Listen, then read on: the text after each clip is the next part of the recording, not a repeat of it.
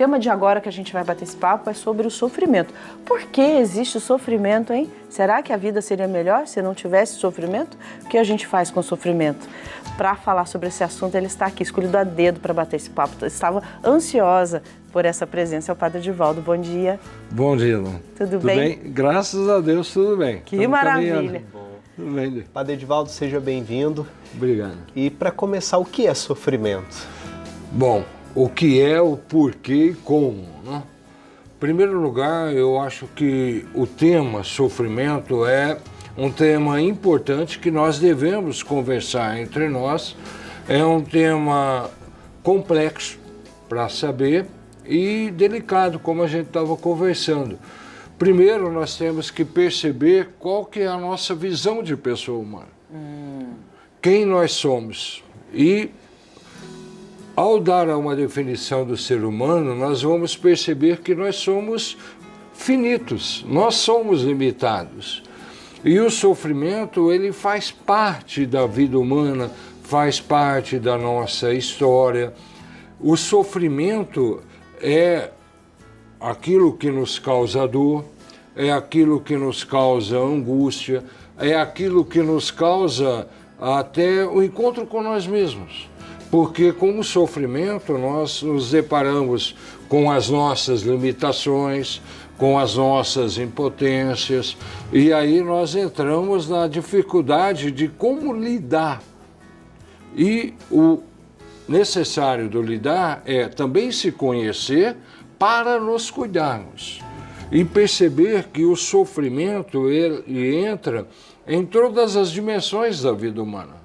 Por exemplo, a dimensão física, nós sentimos a dor física, ou a dimensão psicoemocional, nós sentimos as dores nossas, nas nossas emoções, nas nossas afetividades,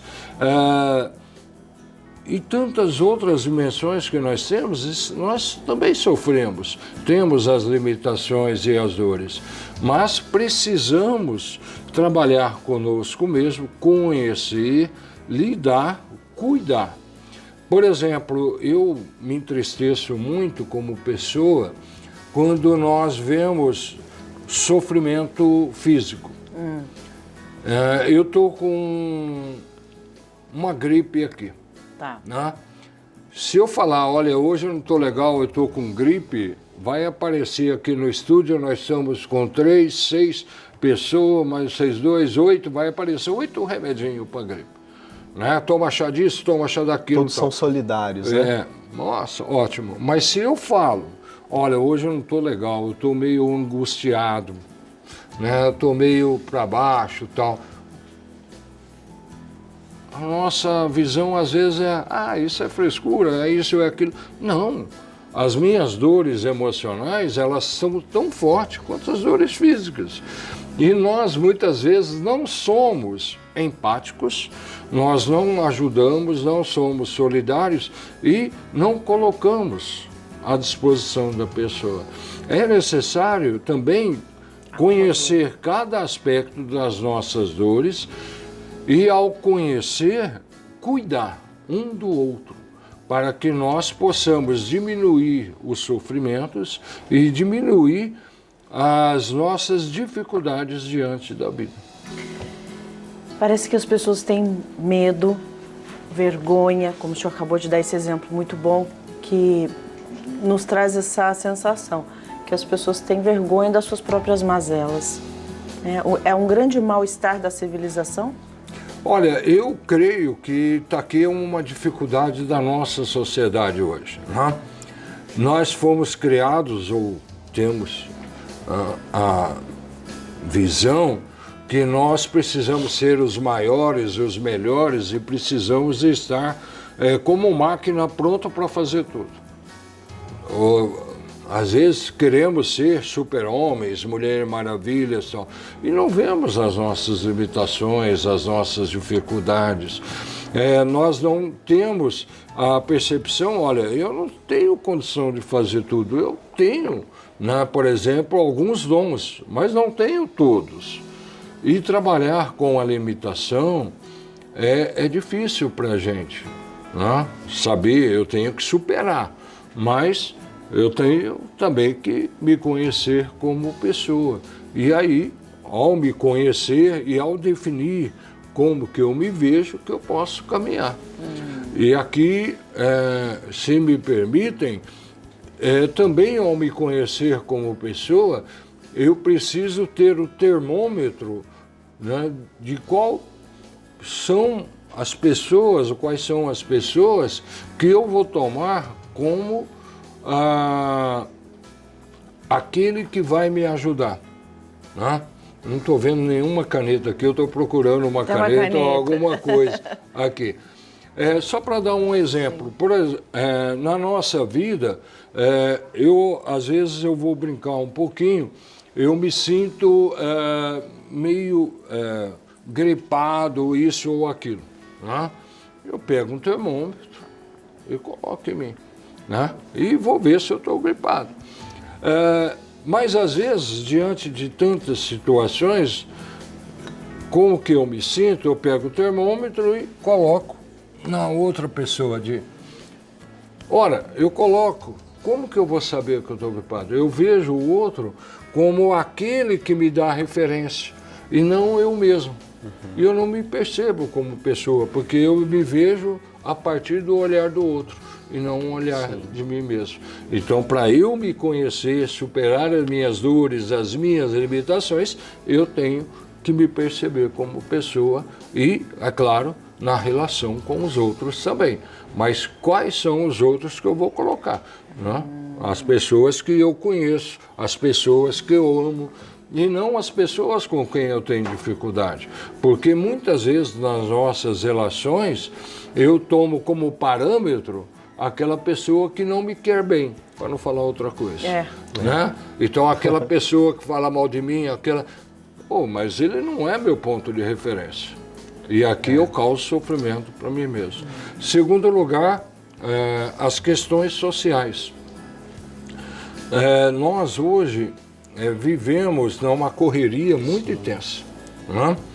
E nessa correria muito intensa, a gente vai vivendo como uma panela de pressão, que a gente cozinha o feijão, né, que tem aquela válvula de escape. Eu vou colocando uma coisinha aqui, eu colocando uma coisinha aqui, outra coisinha aqui, e não tenho respiro. Eu não consigo respirar. E aí, é claro, né, eu caio em depressão, eu caio em angústia, eu caio aquilo, porque eu não sou máquina. Sim. Eu tenho que dar tempo para mim mesmo, para refletir, para degustar as coisas e sentir também as minhas limitações, né? Então, como que a gente vai trabalhando isso no dia a dia? Padre Edivaldo, eu me lembro bem das suas aulas, né, na faculdade, que o senhor dizia que o ser humano sempre está em relação com as pessoas, com Deus e com a nossa própria história, né? Isso. E quando falamos sobre sofrimento, por vezes pensamos que o sofrimento fragiliza também a nossa relação com Deus. Como nós experimentamos a presença de Deus nos momentos difíceis da vida? Por exemplo, algumas semanas atrás, acompanhamos a triste notícia que caiu o avião, deixou várias pessoas sem vida, tanto sofrimento para tantas famílias. E se a gente pensa, se Deus é tão poderoso e tão bondoso, por que Ele permite que exista esse sofrimento? Tá. Então vamos com calma aí, que agora nós entramos numa situação de antropologia teológica, né? O ser humano se constrói nas suas relações consigo mesmo, com o outro, com o mundo e com Deus, com o transcendente. Ora, a pergunta que você faz é muito forte e ela foi feita ao longo da história humana, né? Deus e o sofrimento humano. A tal ponto, por exemplo, alguns teólogos questionavam depois de Auschwitz e outras tragédias, como falar de Deus depois de Auschwitz? Que o Papa Bento retomou essa questão. Como falar de Deus? Ou como sentir Deus? Porque, será que Deus permite? Bom, primeira coisa, vamos lá. Deus nos cria a sua imagem e semelhança. Deus nos cria por amor. Deus nos quer bem. Deus não quer o sofrimento de ninguém. Deus não quer e não deseja o sofrimento do ser humano.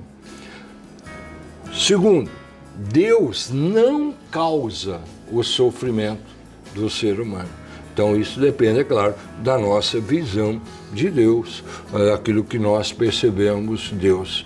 Agora, diante disso, qual é a posição de Deus diante da pessoa humana? Né? Do sofrimento humano. Deus não é apático, Deus não é omisso. Deus está vendo ali e não faz nada. Não, ele se manifesta. Agora, Deus, numa expressão, é compassivo. Deus é misericordioso. Deus se faz presente. Não é que ele permite, mas tem a liberdade humana, o ser humano que causa tantos sofrimentos, ou as dificuldades humanas, ou as limitações humanas. E aonde está Deus? Ao nosso lado. Aqui nós temos que ver aquilo que os teólogos chamam de teopatia, a compaixão de Deus, a presença de Deus.